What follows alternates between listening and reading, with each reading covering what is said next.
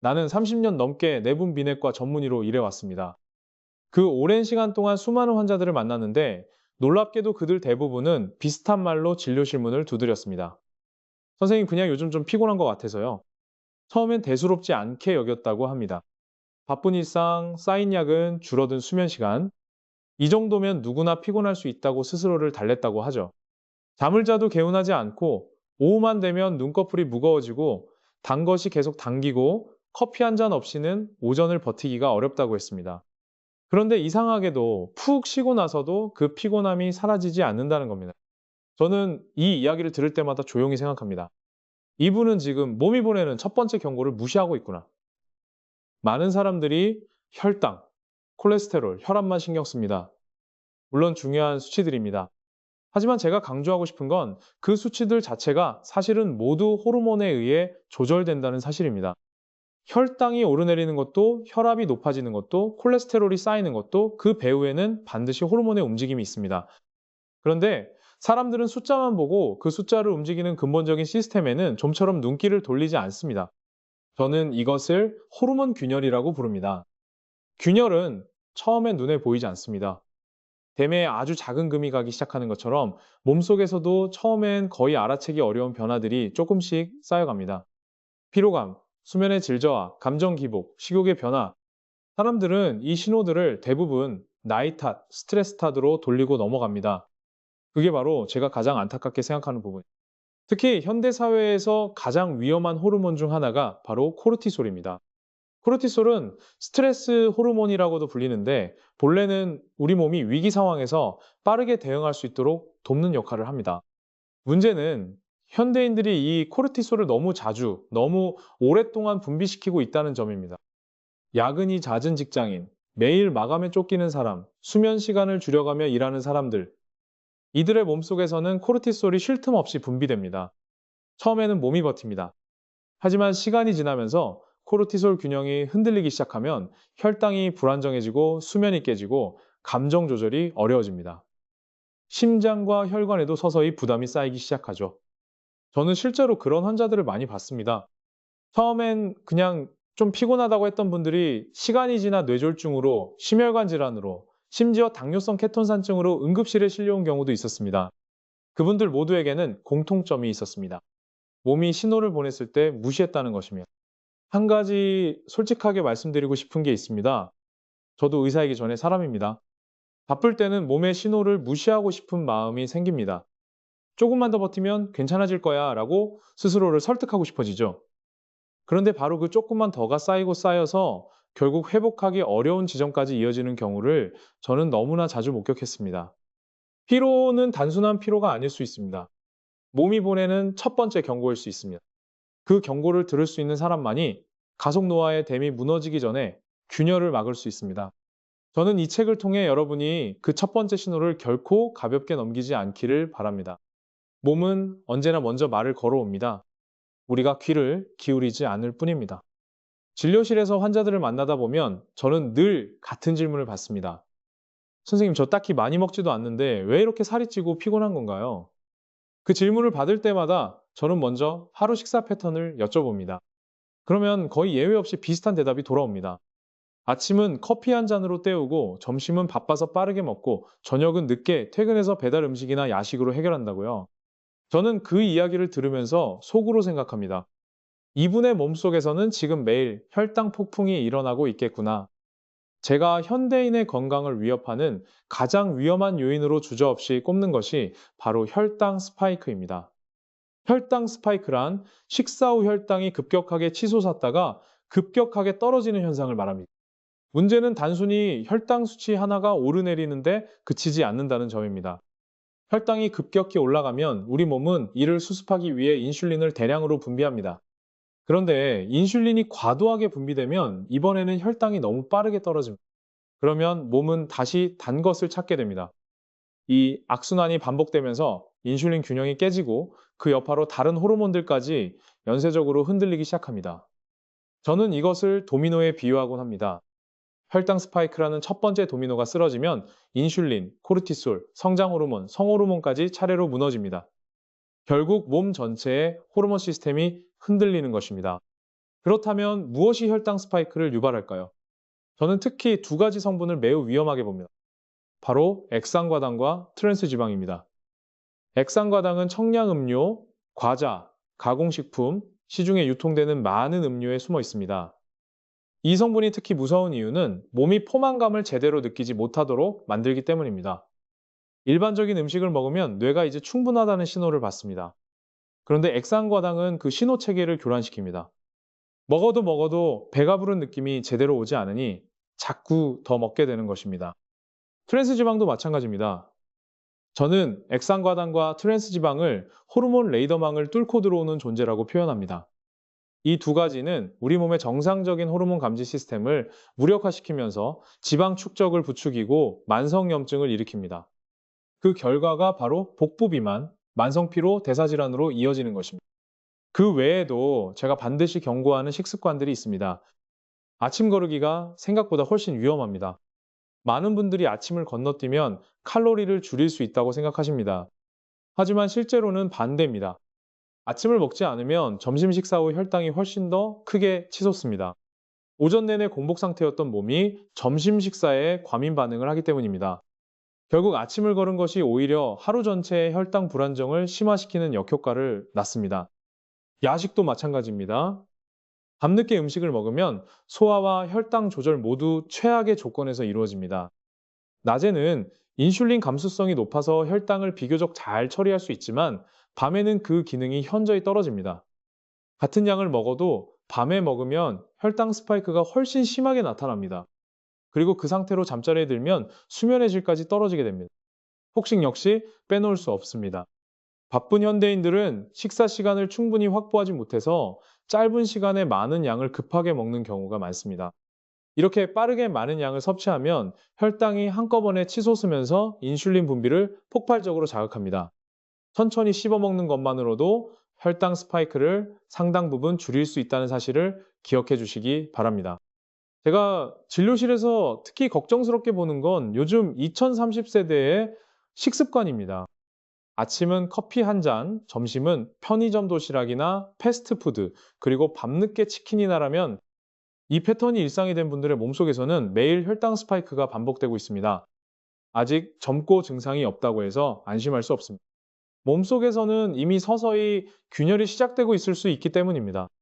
사람들은 이 모든 것을 단순히 살이 좀 찌는 문제라고 생각합니다. 하지만 저는 분명히 말씀드리고 싶습니다. 혈당 스파이크는 체중 문제가 아닙니다. 몸 전체의 호르몬 시스템이 무너지는 시작점입니다. 그리고 그 무너짐은 생각보다 훨씬 빠르게 돌이키기 어려운 지점으로 우리를 데려갑니다. 지금 드시는 것이 지금의 몸을 만들고 있습니다. 그리고 10년 뒤의 몸도 만들고 있습니다. 저는 진료실에서 환자를 볼 때마다 한 가지 사실에 마음이 무거워집니다. 대부분의 사람들이 몸이 보내는 신호를 알아채지 못한 채 몇 달, 때로는 몇 년을 버텨왔다는 것입니다. 그리고 뒤늦게 검사 결과를 보고 나서야 선생님, 제 몸이 이렇게 됐을 줄은 몰랐어요 라고 말합니다. 저는 그 말을 들을 때마다 안타깝습니다. 몸은 분명히 신호를 보내고 있었기 때문입니다. 우리가 듣지 않았을 뿐입니다. 호르몬 균형이 흔들리기 시작하면 몸은 다양한 방식으로 경고를 보냅니다. 문제는 그 신호들이 너무 일상적인 불편함처럼 느껴진다는 점입니다. 그래서 사람들은 원래 이런가 보다 나이가 들면 다 이렇지라고 넘겨버립니다. 하지만 저는 30년 넘는 임상 경험을 통해 확신합니다. 절대 그냥 넘겨서는 안 되는 신호들이 있습니다. 첫 번째로 주목해야 할 신호는 수면입니다. 자다가 이유 없이 두세 번 이상 깨는 분들이 있습니다. 잠들기가 어렵거나 새벽에 눈이 떠지면 다시 잠들지 못하는 경우도 마찬가지입니다. 많은 분들이 이를 그냥 스트레스 탓으로 돌립니다. 하지만 이것은 코르티솔과 멜라토닌의 균형이 무너지고 있다는 중요한 신호일 수 있습니다. 수면이 깨지면 성장 호르몬 분비도 줄어들고 면역 기능도 떨어지며 다음 날의 혈당 조절 능력까지 약해집니다. 수면 문제는 단순한 불편함이 아니라 호르몬 전반에 걸친 이상 신호입니다. 두 번째는 이유를 알 수 없는 우울감과 무기력함입니다. 특별한 이유도 없는데 의욕이 없고 예전에 즐기던 것들이 더 이상 즐겁지 않고 사람 만나는 것이 귀찮아지는 느낌. 많은 분들이 이것을 단순한 기분 문제로 여깁니다. 하지만 세로토닌과 도파민 같은 신경 전달 물질도 호르몬과 깊이 연결되어 있습니다. 호르몬 균형이 흔들리면 감정 조절 능력도 함께 흔들립니다. 우울감이 지속된다면 마음의 문제만이 아니라 몸 안에서 무슨 일이 일어나고 있는지 살펴봐야 합니다. 세 번째는 단 것에 대한 지속적인 갈망입니다. 식사를 했는데도 금세 달콤한 것이 당기고 초콜릿이나 과자를 먹지 않으면 집중이 안 된다는 분들이 있습니다. 이것은 단순한 식탐이 아닙니다. 혈당이 불안정하게 오르내리면서 뇌가 빠른 에너지원 인당을 계속 요구하는 것입니다. 이 신호를 무시하고 단 것으로 계속 채우면 혈당 스파이크가 반복되고 인슐린 저항성이 높아지며 결국 당뇨로 향하는 길이 열립니다. 네 번째는 낮 시간에 극심한 졸음입니다. 밤에 충분히 잔 것 같은데도 오후만 되면 눈이 감기고 커피 없이는 오전을 버티기 어렵다는 분들. 저는 이분들에게 꼭 여쭤봅니다. 점심 식사 후에 특히 심하지 않으세요? 대부분 그렇다고 하십니다. 식후에 혈당이 급격히 치솟았다가 떨어지면서 몸이 일시적으로 에너지 부족 상태에 빠지는 것입니다.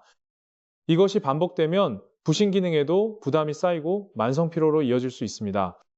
다섯 번째로 제가 특히 강조하는 신호가 있습니다.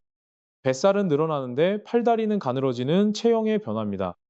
이것은 단순히 운동 부족의 문제가 아닙니다. 코르티솔이 과도하게 분비되는 상태가 지속되면 몸은 복부에 지방을 집중적으로 쌓으면서 동시에 근육을 분해하기 시작합니다. 팔다리의 근육이 줄어드는 것은 이미 몸속에서 상당한 호르몬 이상이 진행되고 있다는 신호입니다. 그 밖에도 머리카락이 가늘어지고 많이 빠지는 것, 피부 탄력이 갑자기 떨어지는 것, 운동 후 회복이 유난히 느린 것, 이 모든 것들이 호르몬 균형이 무너지고 있음을 알리는 몸의 언어입니다. 그리고 저는 한 가지를 반드시 따로 강조하고 싶습니다. 바로 스마트폰과 블루라이트의 문제입니다. 요즘 많은 분들이 잠들기 전까지 스마트폰을 보다가 잠자리에 드십니다. 저는 이 습관이 생각보다 훨씬 더 심각한 결과를 만들어낸다고 봅니다. 스마트폰 화면에서 나오는 블루라이트는 뇌가 아직 낮이다라고 인식하게 만듭니다. 그러면 수면 호르몬인 멜라토닌의 분비가 억제됩니다. 멜라토닌이 제때 분비되지 않으면 수면의 질이 떨어지고 면역 기능이 저하되며 세포 수준에서의 노화가 빨라집니다. 매일 밤 반복되는 이 작은 습관이 10년 뒤에 몸을 결정짓고 있다고 해도 과언이 아닙니다. 저는 호르몬을 이렇게 비유합니다. 몸이라는 댐을 지키는 구조물이라고요. 처음엔 아주 작은 균열로 시작됩니다. 그 균열을 제때 발견하면 막을 수 있습니다. 하지만 균열을 방치하면 어느 순간 댐 전체가 무너집니다. 그리고 그 무너짐은 한꺼번에 갑자기 옵니다. 지금 이 신호들 중 하나라도 해당된다면 몸이 여러분에게 말을 걸고 있는 것입니다. 제발 그 목소리에 귀를 기울여 주십시오. 몸은 거짓말을 하지 않습니다.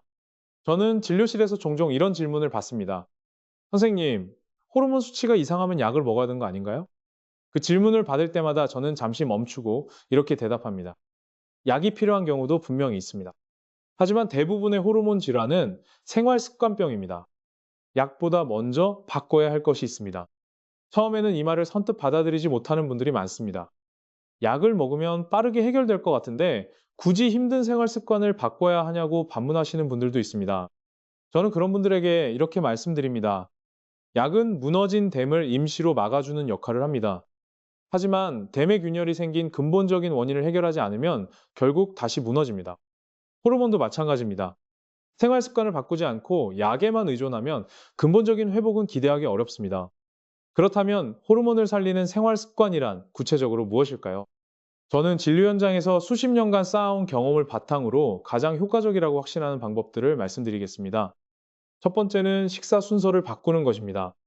저는 이것을 거꾸로 식사법이라고 부릅니다. 밥과 면 같은 탄수화물부터 먹는 것이 우리의 일반적인 식습관입니다. 하지만 이 순서를 바꾸는 것만으로도 혈당 스파이크를 크게 줄일 수 있습니다. 채소를 먼저 먹고, 그 다음 생선이나 고기 같은 단백질을 먹고, 마지막에 탄수화물을 드시는 것입니다. 채소의 식이섬유가 먼저 소화관을 채우면 이후에 들어오는 탄수화물의 흡수 속도가 느려집니다. 그 결과 혈당이 완만하게 오르고 완만하게 내려갑니다. 인슐린도 과도하게 분비될 필요가 없어집니다. 식사 내용을 바꾸지 않아도 순서만 바꿔도 호르몬 균형에 이렇게 큰 차이가 생깁니다. 두 번째는 아침 식사를 반드시 챙기는 것입니다. 앞서도 말씀드렸지만 아침을 거르면 점심 이후 혈당이 훨씬 더 크게 흔들립니다. 아침에 무언가를 먹는다는 행위 자체가 몸에 오늘 하루가 시작됐다는 신호를 보냅니다. 이 신호가 있어야 코르티솔, 인슐린, 갑상선 호르몬이 하루의 리듬에 맞춰 정상적으로 작동하기 시작합니다. 거창하게 차려 먹을 필요는 없습니다. 달걀 하나, 두유 한 잔, 바나나 한 개라도 괜찮습니다. 중요한 것은 아침에 몸을 깨우는 신호를 보내는 것입니다. 세 번째는 물을 충분히 마시는 것입니다. 하루 일 5리터 이상의 물을 드시길 권합니다. 이때 한 가지 꼭 말씀드리고 싶은 것이 있습니다. 커피는 물이 아닙니다. 오히려 커피는 이뇨작용을 통해 몸속 수분을 빠져나가게 만들 수 있습니다. 많은 분들이 하루에 커피를 3잔, 4잔씩 마시면서 물을 거의 마시지 않습니다. 세포 하나하나가 제대로 기능하려면 충분한 수분이 필요합니다. 호르몬이 몸 전체로 원활하게 전달되려면 혈액순환이 잘 이루어져야 하고 그러려면 수분이 충분해야 합니다. 물을 마시는 것. 이렇게 단순한 습관이 호르몬 건강에 생각보다 훨씬 큰 영향을 미칩니다. 네 번째는 하루 15분의 움직임입니다. 많은 분들이 운동을 거창하게 생각합니다. 헬스장에 등록해야 하고 1시간씩 땀을 흘려야 한다고 생각하죠. 하지만 저는 거창한 운동보다 짧고 꾸준한 움직임을 강조합니다. 아침에 15분 산책, 줄넘기 몇 분, 가벼운 스트레칭만으로도 인슐린 감수성이 높아지고 성장 호르몬 분비가 촉진되며 코르티솔 수치가 안정됩니다. 완벽한 운동보다 매일 이어지는 작은 움직임이 훨씬 더 큰 효과를 만들어냅니다. 다섯 번째로 제가 많은 분들이 놓치고 있다고 생각하는 부분이 있습니다. 바로 세로토닌과 옥시토신의 회복입니다. 호르몬 건강은 단순히 먹고 자고 움직이는 것만으로 완성되지 않습니다. 정서적인 연결감이 반드시 필요합니다. 세로토닌은 행복감과 안정감을 주는 호르몬입니다. 이것은 독서, 음악, 감상, 마음 챙김, 조용한 산책, 일기 쓰기 같은 자기만의 고요한 시간 속에서 회복됩니다. 하루 중 단 10분이라도 온전히 자신을 위한 시간을 만들어 보시기 바랍니다. 옥시토신은 연결의 호르몬입니다. 가족과 나누는 따뜻한 대화, 친구와의 소소한 만남, 사랑하는 사람과의 포옹, 이런 인간적인 연결감이 옥시토신을 분비시키고 스트레스 호르몬인 코르티솔을 낮춰줍니다. 저는 진료실에서 혼자 사는 분들, 오랫동안 고립된 생활을 해온 분들의 건강이 유독 빠르게 무너지는 경우를 많이 봤습니다. 고립감은 눈에 보이지 않지만 몸속에서는 매우 실질적인 방식으로 건강을 갉아먹습니다. 결국 제가 드리고 싶은 말씀은 이것입니다. 호르몬을 회복시키는 것은 특별한 치료나 값비싼 보조제가 아닙니다. 제때 먹고 순서를 바꾸고 물을 마시고 조금 움직이고 사람들과 연결되는 것. 이 단순한 일상의 선택들이 쌓여서 호르몬 균형을 지켜냅니다. 약은 필요할 때 반드시 써야 합니다. 하지만 그 전에 우리가 먼저 바꿀 수 있는 것들이 이렇게 많이 있습니다. 저는 오랜 시간 동안 수많은 환자들의 몸이 무너지는 과정을 지켜봤습니다. 그리고 한 가지 사실을 분명하게 말씀드릴 수 있습니다. 노화는 갑자기 오지 않습니다. 어느 날 아침 거울을 보다가 갑자기 늙어 있는 것처럼 느껴지지만 실제로는 그 훨씬 이전부터 몸속에서 조용히 그러나 꾸준히 균열이 쌓여왔던 것입니다. 저는 이것을 댐에 비유합니다. 건강한 몸은 튼튼한 댐과 같습니다. 처음엔 아주 작은 균열로 시작됩니다. 눈에 보이지 않을 만큼 작은 틈새입니다. 하지만 그 균열을 방치하면 균열은 점점 커집니다. 그리고 어느 순간 한꺼번에 무너집니다. 천천히 쌓여온 것들이 한꺼번에 터지는 것입니다. 많은 분들이 경험하는 갑자기 찾아온 노화가 바로 이것입니다. 피부 탄력이 갑자기 떨어지는 것, 근육이 눈에 띄게 줄어드는 것, 기억력이 예전 같지 않은 것, 면역력이 약해져서 자꾸 아픈 것, 수면이 갈수록 얕아지는 것, 이유를 알 수 없는 우울감이 오래 이어지는 것. 이 모든 것들이 단순한 노화의 증상이 아닙니다. 호르몬 균형이 오랫동안 무너져 온 결과입니다. 저는 진료실에서 안타까운 장면을 자주 목격합니다. 증상이 이미 심각해진 후에야 병원을 찾아오시는 분들입니다. 그분들은 대부분 이렇게 말씀하십니다. 선생님, 그때 좀 더 일찍 올 걸 그랬어요. 저는 그 말을 들을 때마다 마음이 무겁습니다. 왜냐하면 대부분의 경우 그분들의 몸은 훨씬 이전부터 신호를 보내고 있었기 때문입니다. 다만 그 신호를 알아채지 못했거나 알면서도 바쁜 일상을 이유로 미뤄두었을 뿐입니다. 저는 특히 40대 이후의 분들에게 강하게 말씀드리고 싶습니다. 40대는 호르몬 변화가 본격적으로 시작되는 시기입니다. 남성은 테스토스테론이 서서히 감소하고 여성은 에스트로겐의 변화가 시작됩니다. 성장 호르몬의 분비도 줄어들기 시작합니다. 이 시기에 생활 습관을 어떻게 관리하느냐가 이후 20년, 30년의 건강을 결정짓습니다. 40대에 무너지기 시작한 호르몬 균형은 50대, 60대에 걷잡을 수 없는 속도로 가속화됩니다. 반대로 40대의 균열을 제때 막아두면 70대에도 활력 있는 삶을 이어갈 수 있습니다. 물론 30대라고 해서 안심할 수 없습니다. 요즘은 20대, 30대에서도 호르몬 불균형으로 인한 증상들이 점점 더 많이 나타나고 있습니다. 수면 장애, 만성 피로, 이유 없는 체중 증가, 감정 기복. 이것들은 젊다고 해서 피해갈 수 있는 문제가 아닙니다. 오히려 잘못된 생활 습관이 오래 쌓일수록 더 이른 나이에 더 심각한 형태로 나타날 수 있습니다. 제가 수십 년간 임상 현장에서 배운 가장 중요한 교훈이 있습니다. 건강은 병원에서 만들어지는 것이 아니라는 점입니다. 병원은 이미 무너진 것을 고치는 곳입니다. 하지만 무너지기 전에 지키는 것은 오롯이 본인의 일상에서 이루어집니다. 제때 아침을 먹고, 식사 순서를 조금 바꾸고, 하루 일, 5리터의 물을 마시고, 15분을 걷고, 잠들기 전 스마트폰을 내려놓고, 가족이나 친구와 따뜻한 대화를 나누는 것. 이 단순하고 평범한 습관들이 바로 댐의 균열을 막는 행위입니다. 많은 분들이 건강을 지키려면 대단한 결심과 엄청난 노력이 필요하다고 생각합니다. 하지만 저는 그렇게 생각하지 않습니다. 거창한 다이어트, 무리한 운동, 값비싼 건강기능식품보다 매일 반복되는 작은 선택들이 훨씬 더 강력합니다. 호르몬은 드라마틱한 변화보다 일관된 리듬에 반응합니다. 몸은 규칙적이고 안정적인 신호를 받을 때 가장 잘 작동합니다. 저는 이 책을 읽으시는 모든 분들께 한 가지를 부탁드리고 싶습니다. 오늘 밤 잠들기 30분 전에 스마트폰을 내려놓아 보십시오. 내일 아침 커피보다 먼저 물 한 잔을 마셔보십시오. 그리고 아침 식사를 조금이라도 챙겨 보십시오. 이 세 가지만으로도 여러분의 몸은 분명히 다르게 반응하기 시작할 것입니다. 노화는 막을 수 없습니다. 하지만 가속 노화는 막을 수 있습니다. 호르몬의 균열은 오늘의 선택으로 지연시킬 수 있습니다. 그리고 그 선택은 언제나 지금 이 순간부터 시작됩니다. 몸은 여러분을 포기하지 않았습니다. 지금도 회복하려고 애쓰고 있습니다. 이제 우리가 그 몸의 노력에 응답할 차례입니다.